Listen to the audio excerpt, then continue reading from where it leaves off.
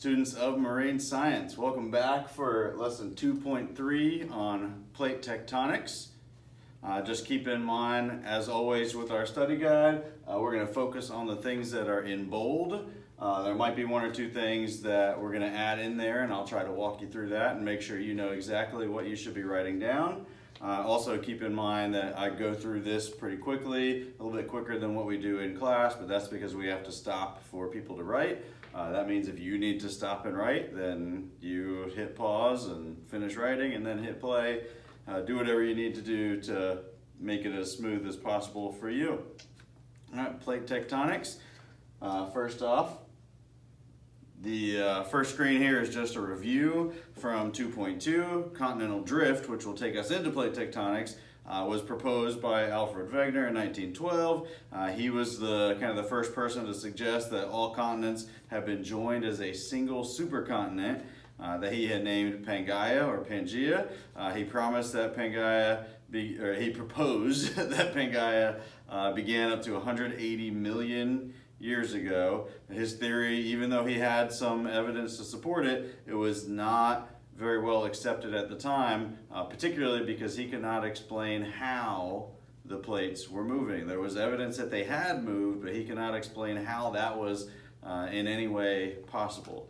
In comes plate tectonics. This is the how behind Wegener's continental drift.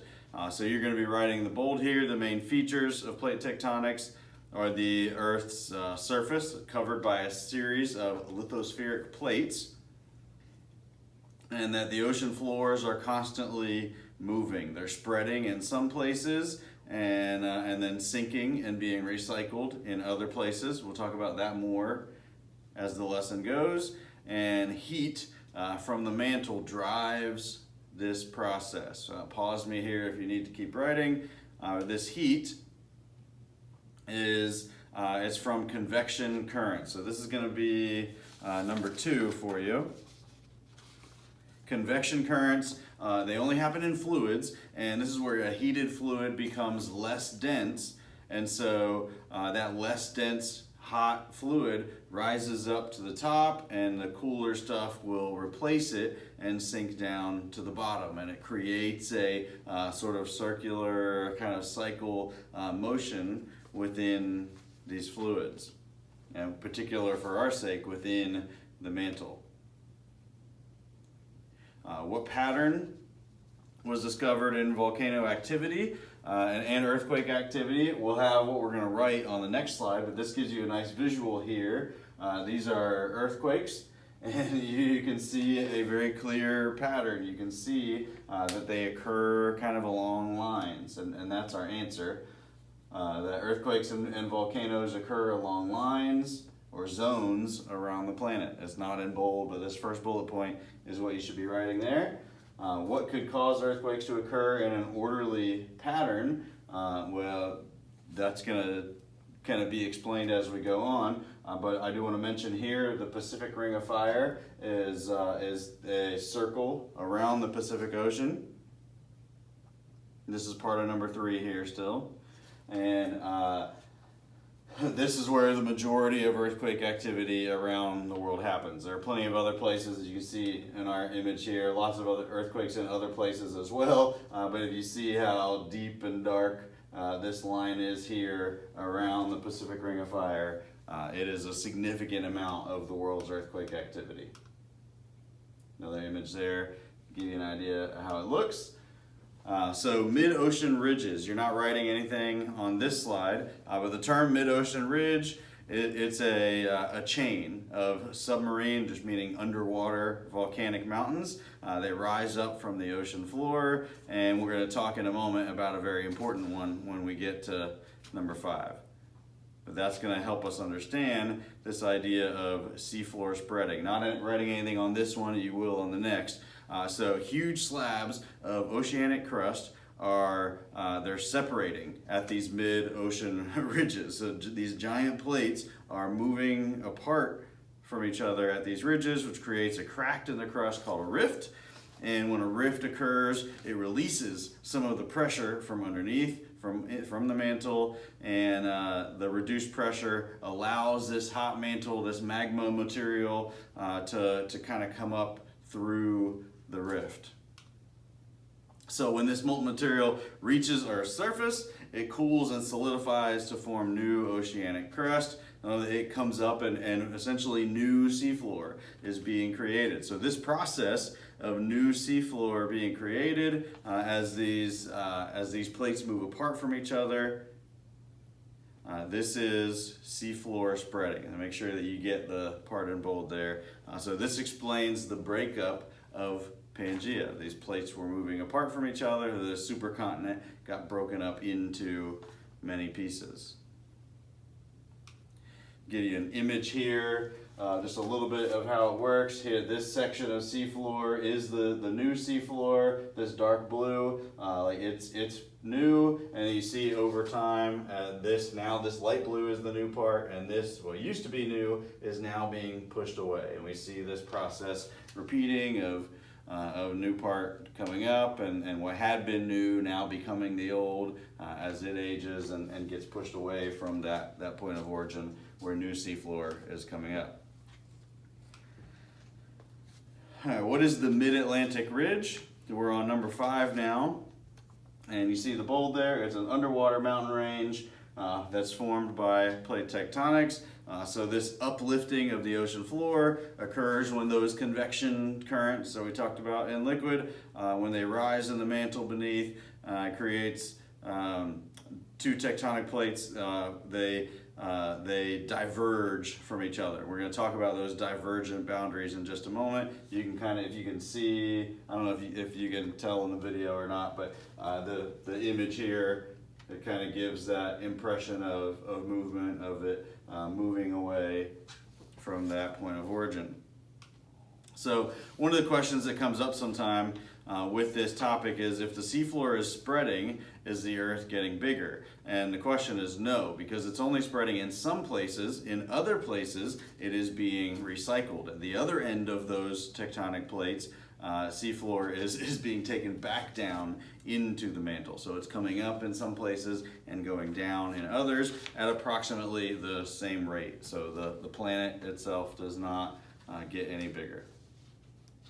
And there's not a question for this on your study guide, but it is on the test. And so please just make a note underneath number 5, write this with number 5, that plates spread from 2 to 18 centimeters per year. We are able to measure. It tends to be on the smaller end, that 2, 3, 4 centimeters per year, but there have been some measurements that show up to 18 centimeters per year.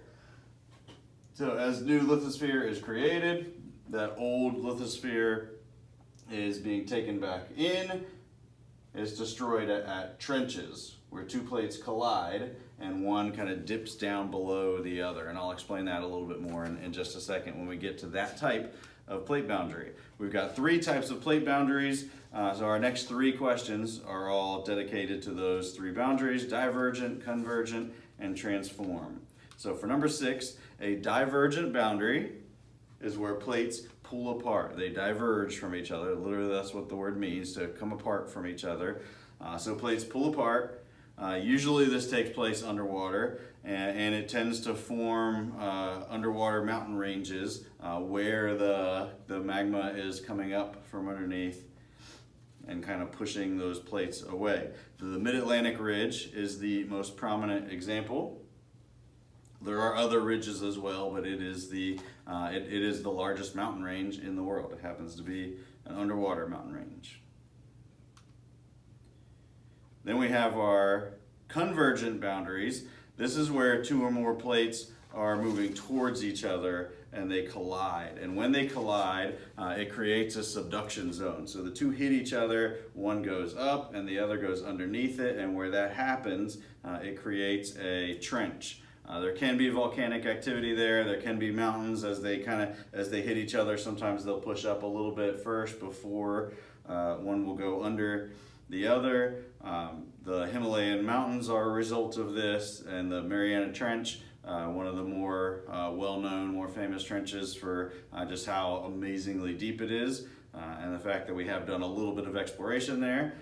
Those are two of our big examples for convergent boundaries, where they collide, converge together, and one goes under the other, creating a subduction zone. For our transform boundaries, two or more plates are grinding against each other in opposite directions. So the features will vary at these. They're not as spectacular as a trench that occurs or as the mountain ranges where they're spreading apart and that new magma is coming up. These features tend to be a little more plain. Here's an example. We can see the San Andreas Fault here, but it's not nearly as spectacular as some of our other boundaries. With these two sliding past each other, there are a few places where that happens on land, and California happens to be one of them. With the San Andreas Fault, interesting to think about. The estimate is about 10 million years, but at some point Los Angeles and San Francisco, they're on opposite sides of one of these transform faults, and they are slowly inching their way closer to each other. So eventually the two will be neighbors.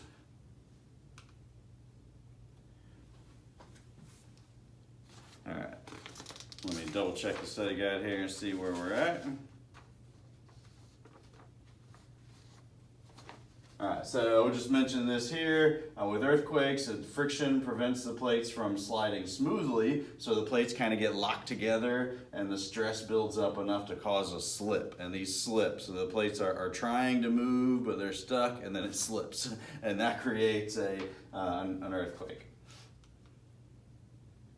Convection and slab pools. The scientists hypothesize that these plates move mainly because of slab pool. On the opposite end that you have where the seafloor is coming up, and there's a little bit of pressure there of it pushing the plates apart from each other. We think most of the movement comes from the other end, the heavy old lithosphere being pulled down as it sinks down, that it pulls the rest of the plate with it. It's probably a little bit of a combination of the two.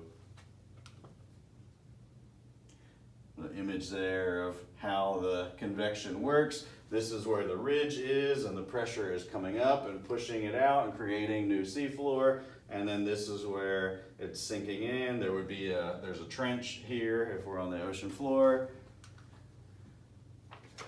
And we do want to point this out. A question did not make it on there for this, but I do want you to have the term Panthalassa. So about 200 million years ago, Pangaea or Pangaea was a single supercontinent that was surrounded by a single world ocean, and that single world ocean went by this name of Panthalassa.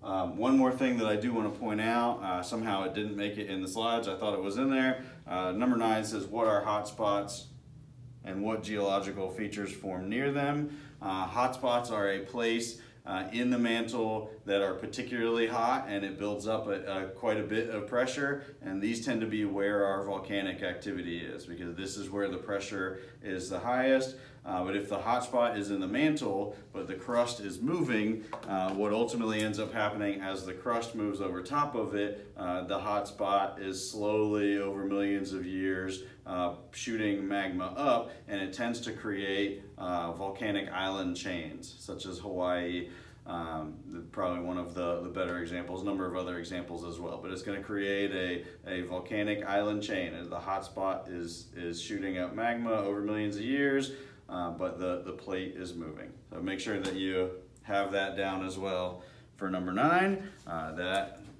should be it. Message me on Schoology if you have any questions, or if you weren't sure on one of the questions what you should be writing. Make sure that you took those notes pretty good, because you are allowed to use this on the test. And if you were missing anything, go back and try to make sure that you have it all on there to make sure that you can do as well as you can on this Unit 2 test. I'll see y'all later.